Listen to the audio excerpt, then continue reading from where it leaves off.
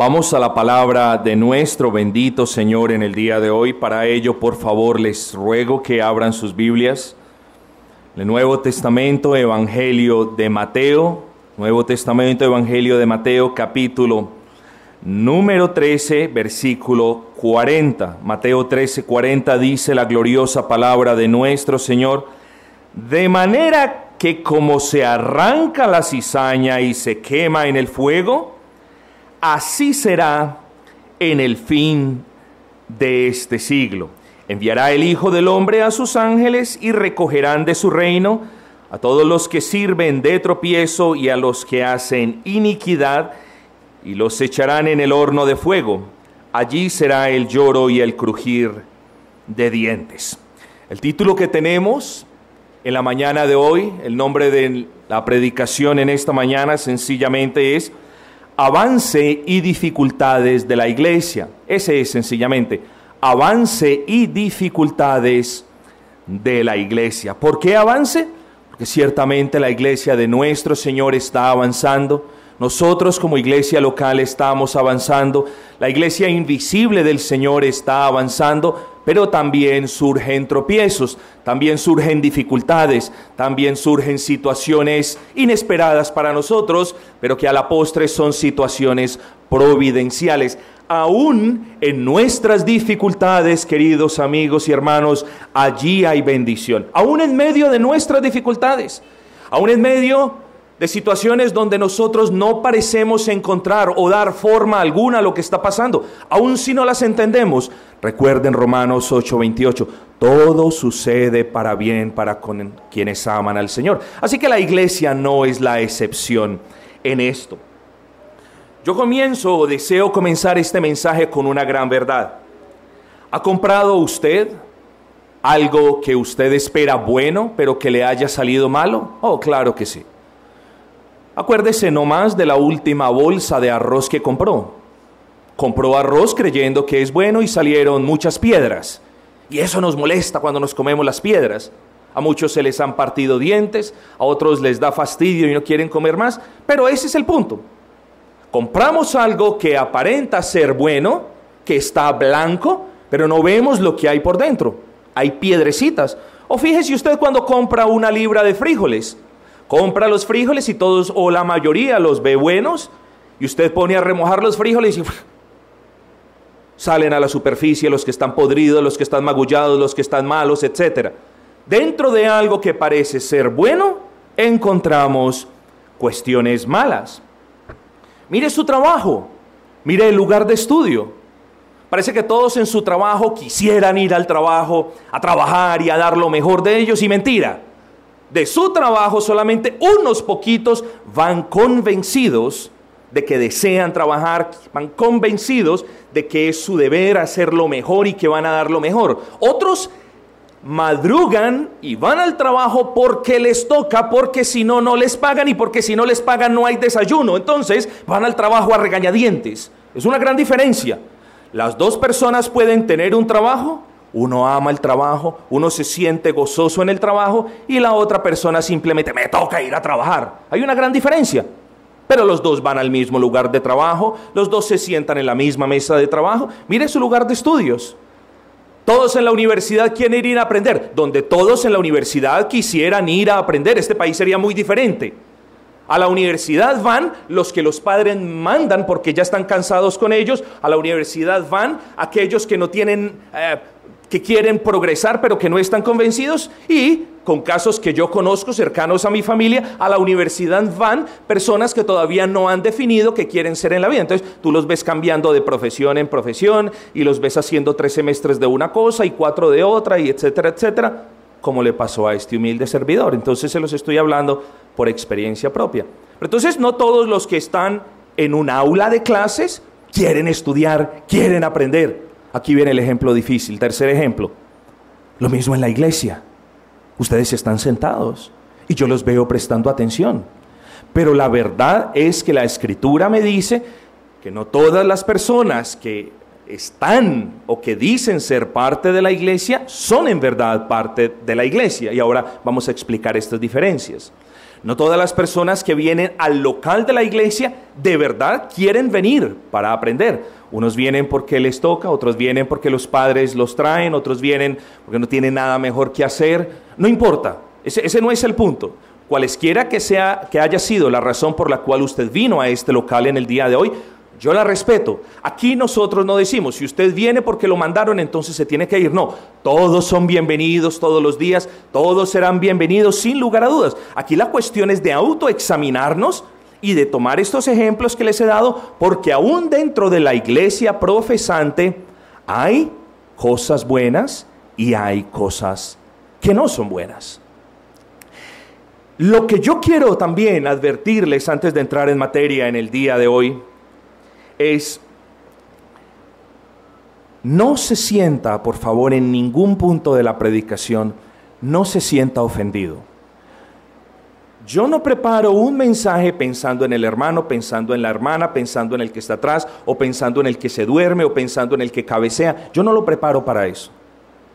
Yo no preparo un mensaje teniendo a alguno de ustedes en mente. Eso es cobardía. El mensaje se expone y la palabra del Señor es tan hermosa que muchas veces piensa que yo estaba pensando en usted. Otras veces piensa usted que yo le estaba predicando a usted particularmente, y nunca lo estoy haciendo. Yo predico a toda la congregación, le hablo a todos ustedes. Así que si en algún momento de este mensaje usted firmemente cree que yo me estoy refiriendo a usted, la verdad es, yo no soy. Es el Espíritu del Señor que lo está redarguyendo de que la palabra es para usted y que usted debe tomar cartas en el asunto. Así que, como dice la bendita Escritura, si usted hoy escucha la voz del Señor, no endurezcan sus corazones. Es una advertencia antes de comenzar. Pero ¿qué tiene que ver el título con los ejemplos que le he puesto? Avance y dificultades de la iglesia. ¿Qué tiene que ver este título? Bueno, en la iglesia hay profesantes, es decir, personas que profesan, con sus bocas dicen, yo soy cristiano. Eso es ser un profesante. Entonces, cuando ustedes escuchen el término la iglesia profesante, deben ustedes entender que es el conjunto de personas que con sus bocas afirman o profesan la fe en Cristo. Esa es la iglesia profesante, esa es la definición de la iglesia profesante. Ahora, una iglesia profesante es muy diferente de estrictamente hablando lo que significa una iglesia, porque el término iglesia significa la congregación de aquellos que han sido redimidos por la sangre del Cordero. Entonces hay una diferencia entre profesar creer en el Cordero y en verdad haber confiado en el Cordero. Los primeros, los que profesan con su boca creer en el Cordero sin mancha que quita el pecado, de quienes creen en Él, de quienes se arrepienten, esos son los profesantes. Hacen una profesión con sus bocas, pero los que confían en Él, los que han puesto su confianza en Él, los que ejercitan esa fe salvadora, ellos son los que en verdad hacen parte de la iglesia en el término estricto de la palabra. Entonces, iglesia no es algo tangible como tal. La iglesia es, estrictamente hablando, es el conjunto de redimidos por la sangre del Cordero. Pero entonces volvamos al punto. Hay una iglesia profesante. Hay personas que se reúnen en lugares y profesan la fe en Cristo. A esta iglesia también se le conoce como la iglesia visible. Es decir, lo que nosotros podemos ver. Yo puedo ver personas sentadas, pero no puedo ver corazones. Entonces, la iglesia visible también la podemos definir en términos de todas aquellas personas que profesan la fe en el Señor. La iglesia invisible, a la cual solamente la puede ver nuestro Señor, esa iglesia invisible es el conjunto de redimidos por la sangre del Cordero. Entonces, miren las diferencias. Hay una iglesia profesante y está la iglesia en el estricto sentido de la palabra. Hay una iglesia externa, y hay una iglesia, visible, y hay una iglesia invisible. Bueno, frente a mis ojos hay varias personas, las cuales la mayoría profesan la fe en el Señor Jesucristo. ¿Quiénes de ustedes son convertidos? No lo sé. Yo solamente me baso por lo que dice el Señor. Por sus frutos lo conoceréis. No por lo que digan. Si yo me fuese a basar por lo que las personas dijesen, todos estaríamos ya con tiquete rumbo al cielo. Por sus frutos los conoceréis. Por lo que hagan, cómo sirven al Señor, cómo muestran su amor para con los demás, cómo pueden obedecer. Por sus frutos. ¿Qué decíamos? El fruto, en última de cuenta, es la bendición que Dios le da a la persona y también a la iglesia para que nosotros podamos diferenciar, discernir, no de manera separatista, sino en el amor del Señor, quienes hacen parte de la verdadera iglesia y quienes hacen parte de la iglesia profesante. Entonces, queridos hermanos, esto a manera de introducción, a manera de clarificación de términos, yo quizás, es la pregunta que me hago, estoy predicando a algunos de ustedes que son cizaña. Eso es una afirmación tremenda, es una pregunta tremenda, porque yo no estoy haciendo una acusación, me hago la pregunta, ¿será que en el día de hoy, esta es la parábola, la que vamos a examinar hoy, es la parábola del trigo y de la cizaña? Bueno, el trigo y la cizaña crecieron juntas, como ustedes bien lo saben. La pregunta que yo me hago es, ¿será que en el día de hoy yo le estoy predicando a alguno de ustedes que parece ser trigo, pero que no lo es? Ellas dos crecían al mismo tiempo, ellas dos crecían de una manera indiferenciable, pero en su debido momento, se notó la diferencia. Entonces yo me hago la pregunta, ¿será que alguno de ustedes está creciendo, está imitando, está hablando como los demás, está haciendo las cosas que los creyentes hacen, pero aún no han creído en la persona de Cristo? ¿Aún no han confiado en Él? Bueno, eso es lo que vamos a descubrir en el día de hoy. Quizás usted piensa que es salvo y mi objetivo, mi querido amigo y hermano, no es hacerlo dudar de la salvación. No es hacerlo dudar, es más bien incentivarlo, es más bien llevarlo a que usted se cuestione, a que usted mire si usted está dando frutos. Ese es mi deseo. No es ponerlo a dudar, es a que simplemente a recordarle, mire, usted debe dar frutos para la gloria y honra de su nombre. ¿Los está dando? Esa es la pregunta que nos debemos hacer. Usted conoce el vocabulario de la iglesia, usted quizás actúa como cristiano, usted quizás imita a algunos de los que se llaman cristianos, pero todavía usted no ha confiado en Cristo, es decir, todavía usted no es cristiano. Venir a una congregación, estar en un lugar reunido, no lo hace usted alguien que usted quiere ser. El hecho de que usted participe de manera activa, aún el hecho de que usted sirva en la iglesia, aún el hecho de que usted dé ofrendas en la iglesia, no lo hace a usted un cristiano. No lo hace. ¿Por qué? Porque las cosas externas no nos convierten en. Es la gracia del Señor en el corazón la que nos convierte.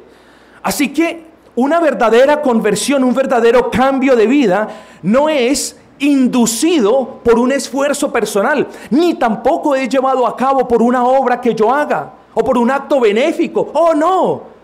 La verdadera conversión es un acto divino que comienza con esa regeneración, la cual estudiamos el miércoles pasado.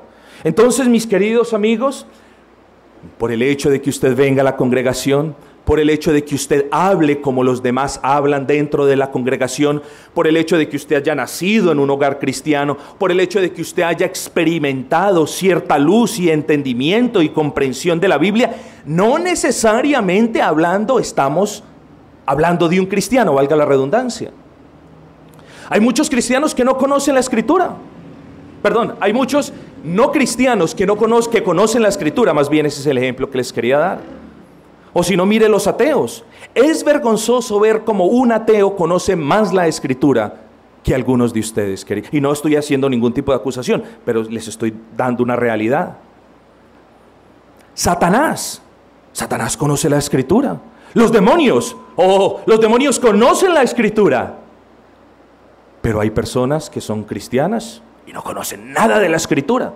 Lo único que tienen ha sido un sentimiento, ha sido una emoción, han sido un yo creo que yo fui salvo porque sentí esto. No, mis amados hermanos, la conversión es algo que nosotros debemos identificar bíblicamente.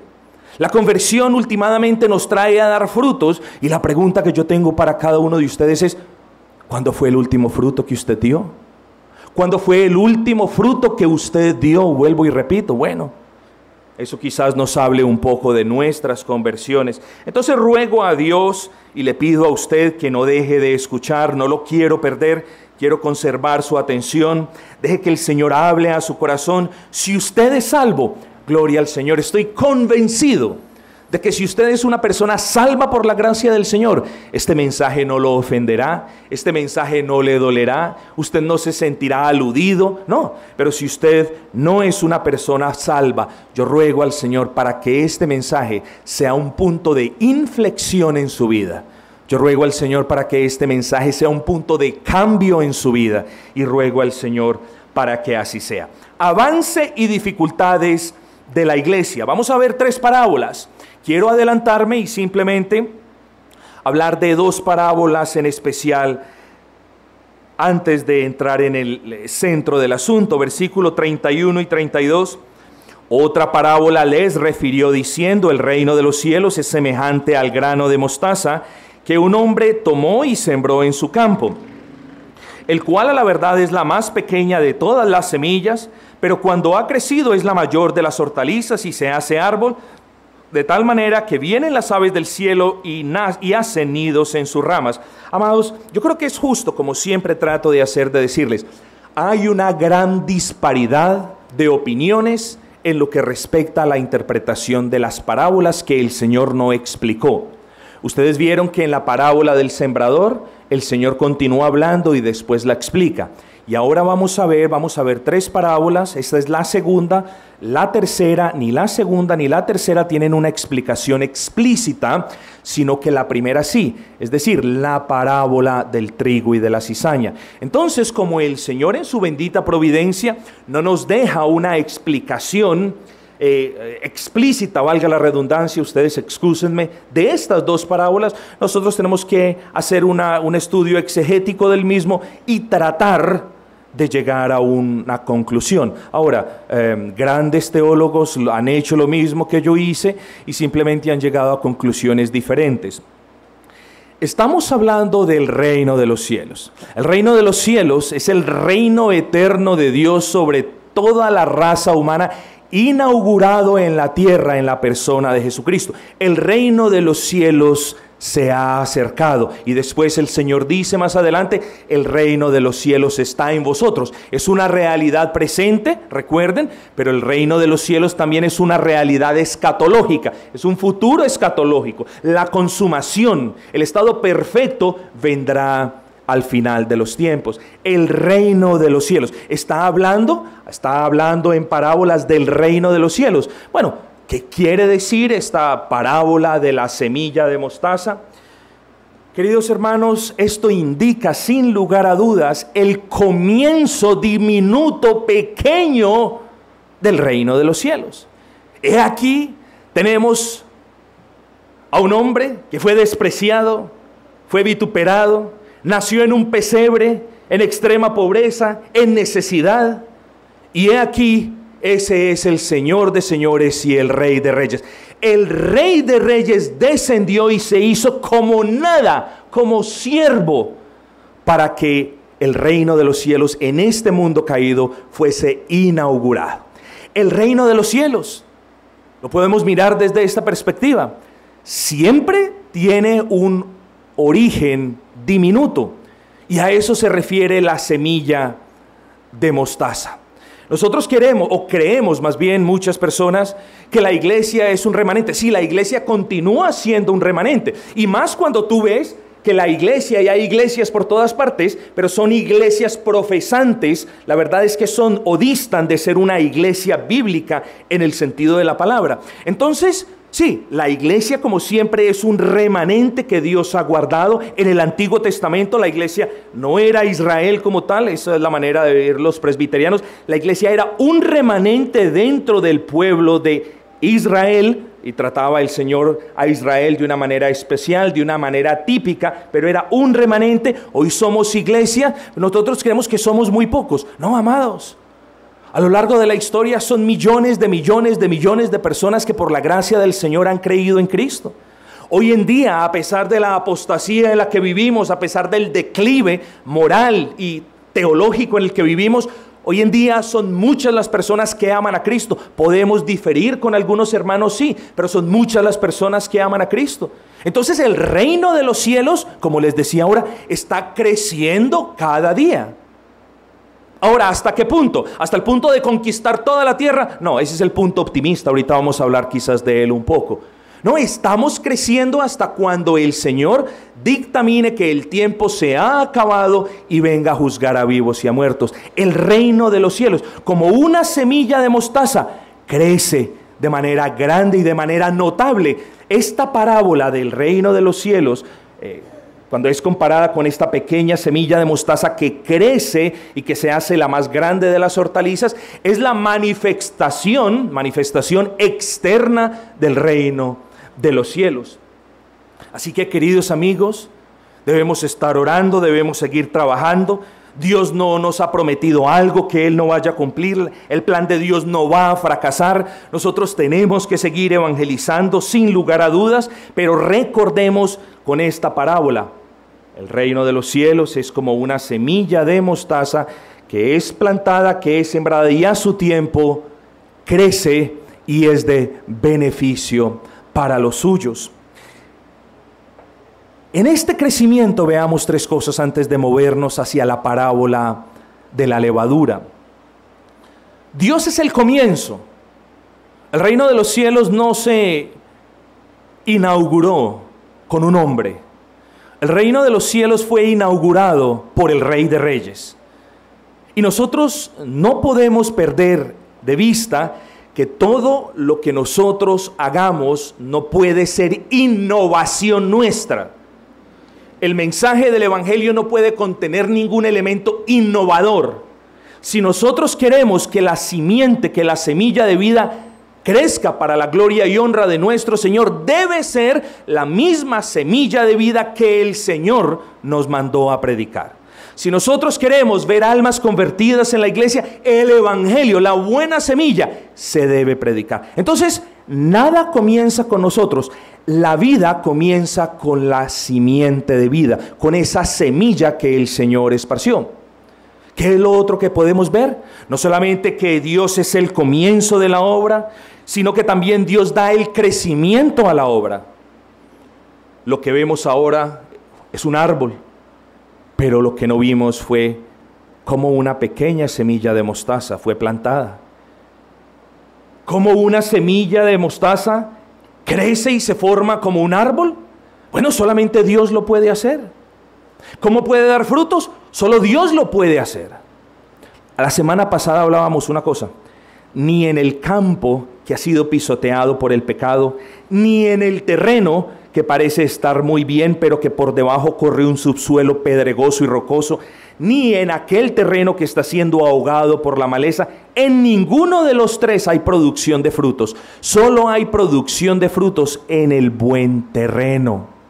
De la misma manera, mis amados hermanos, este árbol que fue una mostacita, una semillita de mostaza, hoy da frutos para la gloria y honra del Señor. Entonces vemos la obra del Señor, vemos la obra del Señor en la buena semilla, vemos la obra del Señor en la buena tierra y vemos la obra del Señor dándole crecimiento a esa semilla.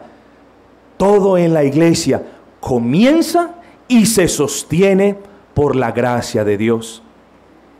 Pero en tercer punto, dice la parábola: de tal manera que vienen las aves del cielo y hacen nidos en sus ramas. Esto ha sido sujeto a miles de interpretaciones diferentes. Estamos hablando del crecimiento, crecimiento externo del reino de los cielos. Miren la utilidad.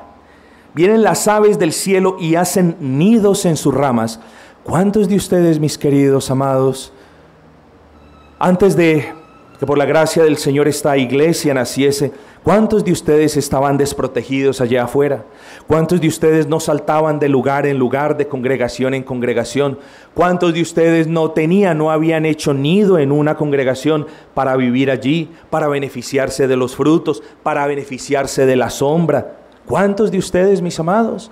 Demos gracias entonces al Señor, que Dios es el que da la semilla de vida, que Dios es el que riega la semilla con su gracia, que Dios es el que abona el terreno, que Dios es el que da crecimiento a la semilla y que Dios es quien sostiene el árbol para que los demás también nos beneficiemos de él. Demos gracias al Señor por todo eso, mis queridos hermanos. Pero ahora movámonos para con la parábola de la levadura. Algunos dicen que la parábola del grano de mostaza implica el crecimiento del reino de Dios, y otros dicen que la parábola de la levadura implican cómo el reino de Dios se está corrompiendo. Oh, tremendos pensadores y tremendos teólogos. Yo no creo simplemente que esa sea la conclusión. Otra parábola les dijo, versículo 33, el reino de los cielos es semejante a la levadura que tomó una mujer y escondió en 3 medidas de harina hasta que todo fue leudado. De aquí se han hipotetizado, se han espiritualizado que la mujer significa esto, que las 3 medidas significan esto. No hay bases bíblicas para yo inferir esas cosas. Así que cuando ustedes vean una interpretación bíblica que dicen, la mujer es la iglesia, las 3 medidas de la levadura son esto y esto y esto. No, mis amados hermanos, no hay una manera exegética de llegar a esa conclusión. Son meras especulaciones, se los digo en el amor del Señor. ¿Qué es lo que significa esto? Bueno, también significa crecimiento. Y si bien es cierto que la palabra levadura en la mayoría de los contextos es tomada de manera negativa, es tomada de manera que influencia negativamente la demás masa, si bien es cierto, en este contexto creo yo, estoy convencido yo junto con muchos otros teólogos de que la debemos tomar en la manera positiva. ¿Cuál es esta? En que esta pequeña medida de levadura penetra, fermenta, influencia toda la masa. Y esta es la parte invisible del crecimiento del reino. La del árbol es la parte que podemos ver, es la parte visible. La de la levadura es la parte interna. Y eso es lo que debe pasar en nosotros, queridos amigos y hermanos. El cambio en su vida no es un cambio de afuera hacia adentro. No es un cambio de yo me voy a regenerar y voy a dejar de hacer una cosa y creo que después eso va a derivar de alguna manera con un cambio en mi corazón. Lo decíamos el miércoles, recuerdan, para los que de ustedes estuvieron acá. El punto es que la regeneración es una obra de Dios. Y hay una tergiversación fundamental en la doctrina de la regeneración, y es la siguiente: es lo que se le conoce en el mundo teológico como la regeneración decisoria. Es decir, donde yo tengo que hacer algo, donde yo tengo que levantar la mano, donde yo tengo que repetir una oración para que entonces yo sea regenerado. La Escritura no nos dice eso. La Escritura nos dice todo lo contrario. Nos dice, somos regenerados por la gracia del Señor y entonces podemos ver nuestra necesidad y podemos ir hacia Cristo por su gracia. Entonces, queridos hermanos, el verdadero cambio, el cambio de Dios, es un cambio de adentro hacia afuera. Bueno, en esta masa, allí está la masa, en esta masa se pone adentro de la masa un poco de levadura y luego la levadura leuda, fermenta todo el pan. Ahora hay algo muy hermoso. La levadura no afecta el trigo si no es molido y amasado. Si tú pones un poco de trigo y pones un poco de levadura, ahí no pasa nada. Y es lo mismo con tu corazón, querido amigo. Tu corazón debe ser molido y amasado. Tu corazón debe ser despedazado por esas manos divinas, quienes son las únicas que pueden hacer de tu corazón un campo propicio para que la semilla penetre y dé fruto. Es la levadura. Si tú no eres amasado y amasado y amasado y amasado, si ese trigo no se revuelve con agua y si no es amasado y amasado y amasado, si no se muele, la levadura no hace efecto.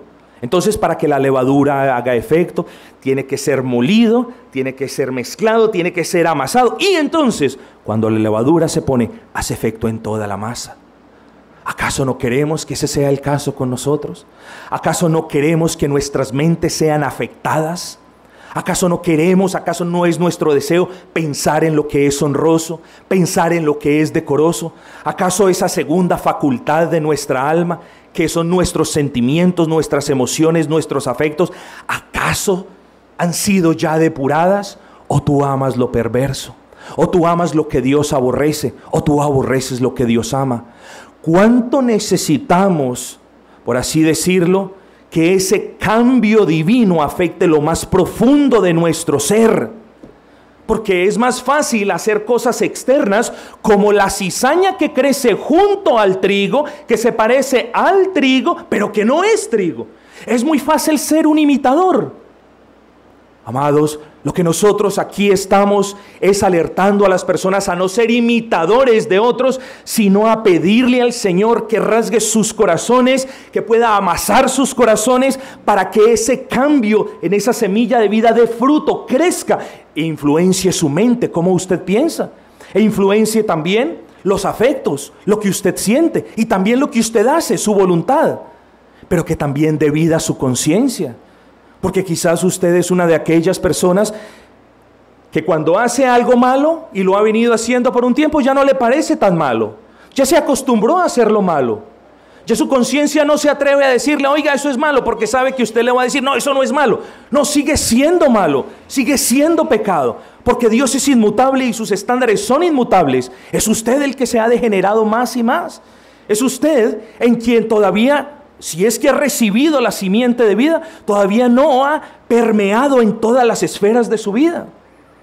Amado, un verdadero creyente no solamente piensa diferente, no solamente ama de una manera diferente, no solamente hace las cosas diferentes, no solamente tiene una conciencia diferente a la del mundo, sino que también es diferente. Su espíritu ahora recibió vida, tiene comunicación con Dios, puede orar. ¿Cuántos de los que están aquí sentados se llaman creyentes y no abren una Biblia en toda la semana? ¿Cuántos de los que están aquí sentados se llaman creyentes y oran a las carreras antes de salir al trabajo? ¿Cuántos? Amados, el reino de los cielos es esa levadura que es puesta en la masa y permea toda la masa. Lo mismo, la palabra del Señor debe entrar en nuestros corazones y permear todo nuestro ser. Pero es un cambio de adentro hacia afuera. Vamos al versículo 24. Esta es la principal parábola, la que es explicada después del versículo 37. El reino de los cielos es semejante a un hombre que sembró una buena semilla en su campo. Bueno, fíjense el versículo 37. El que siembra la buena semilla es el Hijo del Hombre. Ese hombre del que nos habla el versículo 24 es Jesucristo, que se nos es confirmado en el versículo 37. Aquí hay un paralelismo que yo les pido que ustedes noten. Lo que yo les voy a advertir es que todo lo que aprendimos de la parábola del sembrador no lo podemos traer a esta parábola diciendo que es el mismo simbolismo o es el mismo significado. ¿Ok? Y ya vamos a ver el porqué. Un hombre sembró una buena semilla en su campo. Miren esto. Versículo 38, el campo es el mundo. Entonces, hay un paralelo entre el versículo 24 y el versículo 37. Hay un paralelo entre el versículo, finales del versículo 24 y el versículo 38. El campo es el mundo. ¿Recuerdan en la parábola del sembrador qué significaba el campo? El campo significaba el corazón del hombre. Aquí el campo significa el mundo. Entonces, las bases exegéticas para que nosotros entendamos las parábolas nos la provee la preparábola o lo que sigue después de la parábola. Es decir, dentro de la parábola nosotros encontramos los elementos para interpretar la propia parábola. Entonces ya vemos dos elementos. El hombre que salió a sembrar la buena semilla, versículo 37, era Cristo. Y el campo en el que el hombre sembró la buena semilla, versículo 38, era el mundo. Y recuerden también la parábola del sembrador. La buena semilla era el evangelio, era la palabra de Dios en la parábola del sembrador. Aquí la buena semilla, ¿quiénes son? versículo 38, la buena semilla son los hijos del reino. Entonces tengamos cuidado de no confundir términos ni definiciones. La buena semilla son los hijos del reino. Pero ¿qué sucedió, queridos amigos? Este hombre salió a sembrar. Tenía sus semillas, tenía su campo y salió a sembrar. Efectivamente nos dice la parábola que sembró la buena semilla. ¿Dónde la sembró? En su campo. Cuando quienes trabajaban para el hombre se sintieron cansados, cuando quienes trabajaban para el hombre, sirviéndole, ayudándole, estuvieron durmiendo, un enemigo del dueño del campo quiso perjudicarlo en gran manera. Y esto me trae a un ejemplo en la cultura hindú. En ciertas partes de la cultura hindú, lo peor que usted le puede hacer a un enemigo no es matarlo, no es herirlo, es sembrar la mala semilla en su terreno. Es lo peor, es la ofensa más grande que usted le puede hacer y es el daño más grande que usted le puede hacer o que alguien puede hacer a una persona que netamente vive de lo que produce el campo. Y bueno, aquí tenemos a nuestro bendito Señor sembrando la buena semilla, sembrando en un campo bueno, pero había alguien que aborrecía a este Señor, y el Señor nos dice en el versículo 39, el enemigo que la sembró es el diablo. Aquí no nos vengamos de con historiecitas. No, el Señor me está hablando de un demonio. El Señor me está hablando del enemigo de las almas. El Señor me está hablando de quién es su enemigo. Y Cristo tiene un enemigo y ese enemigo se llama Satanás. Y por definición, los enemigos de Cristo son nuestros enemigos, no nuestros amigos. Entonces ninguno de nosotros, de los que en verdad hemos puesto nuestra confianza en el Señor Jesucristo, tenemos que tener amistad alguna con los enemigos de nuestro amigo que es Cristo. No podemos estar asociados ni en compañía ni en junta con alguien que aborrezca a nuestro Señor tanto como lo hace Satanás. Y si algo quiere hacer Satanás es en destruir la iglesia del Señor. Que la pueda destruir, no porque las puertas del Hades no prevalecerán contra ella. Que la quiera destruir, sin lugar a dudas la quiere destruir. Que nos quiera causar daño, sin lugar a dudas nos quiere causar daño. Que quiera causar estragos dentro de la iglesia de Cristo, por supuesto que los va a causar. Pero ese es el enemigo. Entonces identifiquemos bien los términos. El buen sembrador es la persona de Cristo. Su enemigo es Satanás. El terreno es de Cristo. El terreno es el mundo y Él es el Señor de ese terreno. La semana pasada lo decíamos, oh no, el príncipe de este mundo está reinando en este mundo. No, en el mundo reina el Señor Jesucristo. Entonces, tenemos allí todos los elementos, pero por la noche, aquí lo interesante de la parábola no dice que el Señor no se dio cuenta, dice que quienes le servían no se dieron cuenta. Bueno, es lo mismo que pasa en una iglesia. Por ejemplo, en mi caso, yo le sirvo al Señor, pero yo no me doy cuenta cuando ustedes oyen doctrinas extrañas. Yo no me doy cuenta cuando ustedes están trayendo doctrinas extrañas a la iglesia.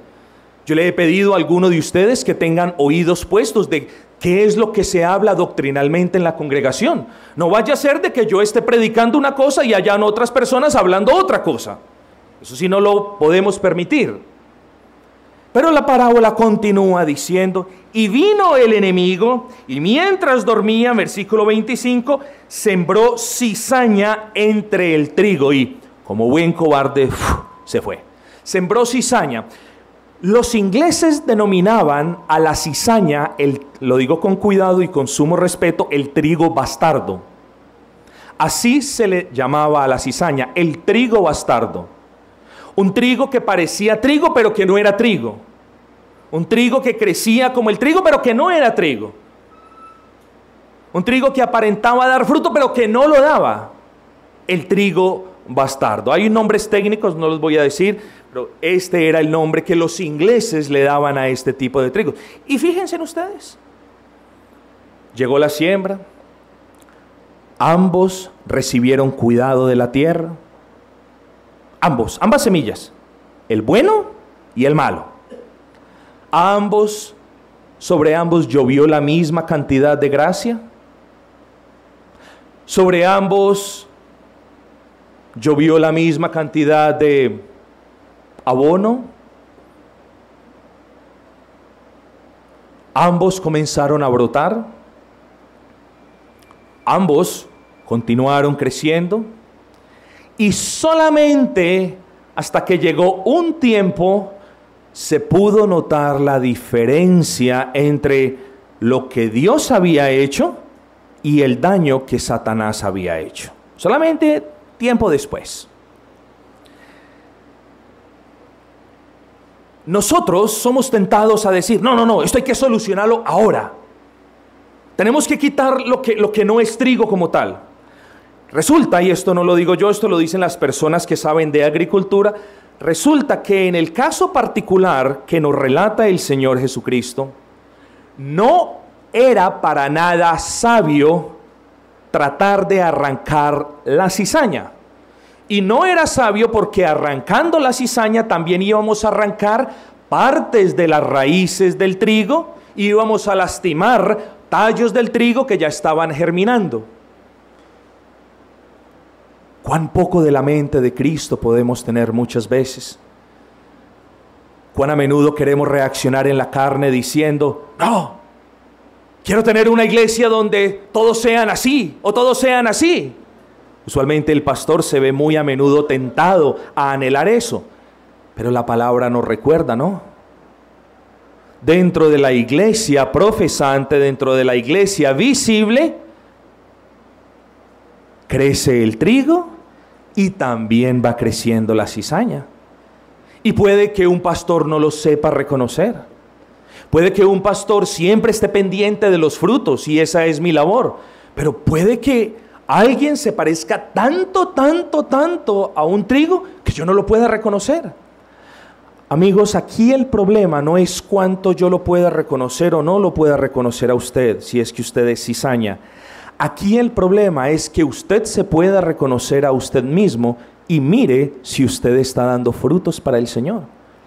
Porque el trigo da frutos, pero la cizaña no da frutos. Y la pregunta es para usted, ¿está dando usted frutos? Sea honesto. O si no está dando frutos, entonces mire por qué.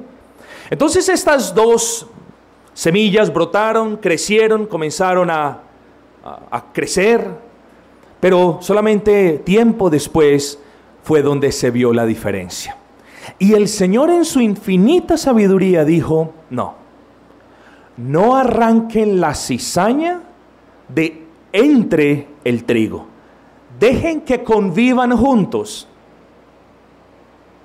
Con medio de las dificultades, en medio de los aspectos positivos y negativos que pueda tener esa convivencia, dejen que convivan juntos. Y eso es lo que sucede en una iglesia. En una iglesia, no todos son convertidos. Quiera el Señor que todos seamos convertidos. Quiera el Señor que todos demos frutos para la gloria del Señor. Pero la realidad, la triste realidad, es que Satanás trae personas no convertidas y las pone en medio de nosotros. Y nosotros no podemos discriminarlas. Y nosotros no podemos echarlas a un lado. Nosotros debemos continuar creciendo y dando fruto para la gloria del Señor, mis queridos amigos.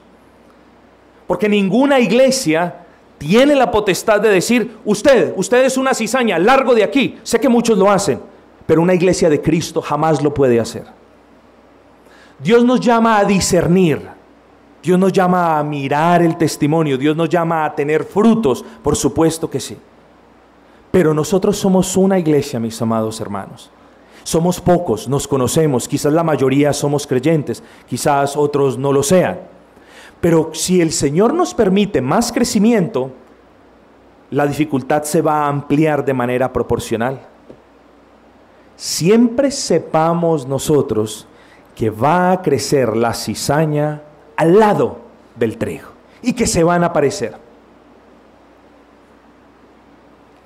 Versículo 39, el enemigo que la sembró es el diablo, la siega es el fin del siglo y los segadores sus ángeles. ¿Hasta cuándo crecerá la cizaña y el trigo? ¿Hasta cuándo crecerán juntos? Bueno, hasta el fin del siglo, hasta cuando el Señor descienda a juzgar a vivos y a muertos.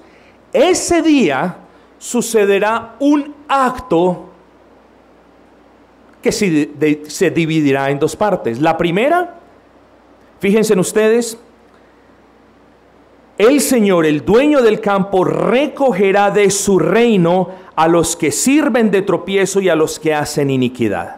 Es decir, allí, en el último de los días, solamente Dios que conoce el corazón, solamente el Señor que sabe qué es lo que hay en cada uno de nosotros, en ese día, el Señor apartará de la iglesia visible quienes jamás pertenecieron a la iglesia invisible. El Señor sacará de la iglesia visible toda cizaña, todo rastrojo, toda imitación, y solamente quedará ese trigo que dio fruto para la gloria del Señor. Un solo acto presente en un solo instante de tiempo, de dos maneras diferentes. Amigos, y esto denota sin lugar a dudas, creo que usted lo sabe bien, esto denota el futuro para toda semilla. Para la semilla de cizaña que sembró el diablo, bueno, será atada y será quemada en el fuego. Para la semilla de trigo que fue sembrada por Cristo, bueno, serán todos puestos juntos en su granero, donde tendremos protección para siempre, donde conviviremos con Él, donde le agradaremos, donde nos gozaremos con Él. Nos aguarda un futuro. Y esta parábola de la cizaña nos muestra el reino de los cielos como una realidad presente, limándonos los unos con los otros, conviviendo los unos con los otros, pero nos muestra el reino de los cielos como esa realidad futura y escatológica, donde solo los verdaderos cristianos convivirán. ¿Cuál es su futuro eterno? Quizás hay algo dentro de usted que le diga, no, yo no me voy para el infierno, yo estoy casi seguro que no me voy para el infierno, pero yo le respondo ahora mismo, mire su fruto. ¿Cuánto fruto da usted? Mire su fruto ahora mismo, ¿cuánto fruto está dando? Pero amigos, si usted no está dando fruto, hoy es día de arrepentimiento. Hoy es día donde usted le puede entregar al Señor su corazón. Pero ¿cómo así, pastor? ¿No me acabó usted de explicar que yo no me puedo cambiar a mí mismo? Claro que no. Pero hoy es día donde usted le puede pedir a ese jardinero divino que lo haga una nueva criatura. Hoy es el día donde Él llama lo que no es como lo que es y viceversa. Hoy es el día donde Él hace una nueva obra en el corazón de quien se humilla delante de Él. Hoy puede ser ese día. Pero quizás unos persistan, no, yo no necesito eso, porque yo doy fruto, o yo voy a dar fruto, estoy seguro. No, pídale hoy mismo al Señor, pídale hoy mismo al Señor sabiduría. Y recordemos, el reino de los cielos va a avanzar. Y nosotros somos parte de ese avance. Y nosotros recogemos las ofrendas en parte para avanzar. Y nosotros evangelizamos todos los domingos en la tarde porque queremos que el reino avance. Pero no nos olvidemos tampoco que el avance es de carácter personal, de carácter interno. ¿De qué nos ganamos crecer al lado del trigo si nuestras almas no están siendo influenciadas por la palabra del Señor? Y ese es el punto de la parábola de la levadura. ¿De qué nos ganamos crecer junto al trigo si esa levadura que fue puesta en las masas no está afectando todo nuestro ser? Miremos pues entonces en esta breve reflexión, en esta sencilla reflexión, es una reflexión muy sencilla, pero miremos pues en esta sencilla reflexión, ¿qué somos? Si somos cizaña o si somos trigo, si no estamos dando frutos o si lo estamos dando. Miremos si estamos participando en el avance del reino, miremos si amamos lo que Dios ama, miremos que Satanás es nuestro enemigo, miremos que Satanás quiere perturbar la iglesia, Miremos que Satanás quiere sembrar cizaña dentro de la iglesia. Miremos todas estas cosas y pidamos del Señor la gracia, mis queridos amigos y hermanos, para todos los días irnos depurando como iglesia para la gloria y honra de tu nombre. Aquí termino con esta frase: si te quieres llevar una lección en el día de hoy, llévate esto: ¿estoy o no estoy dando frutos? Solamente llévate esa pregunta. Eso te dirá quién eres. Bendito sea el nombre de nuestro Señor. Vamos a cantar el último himno, es el himno número 58.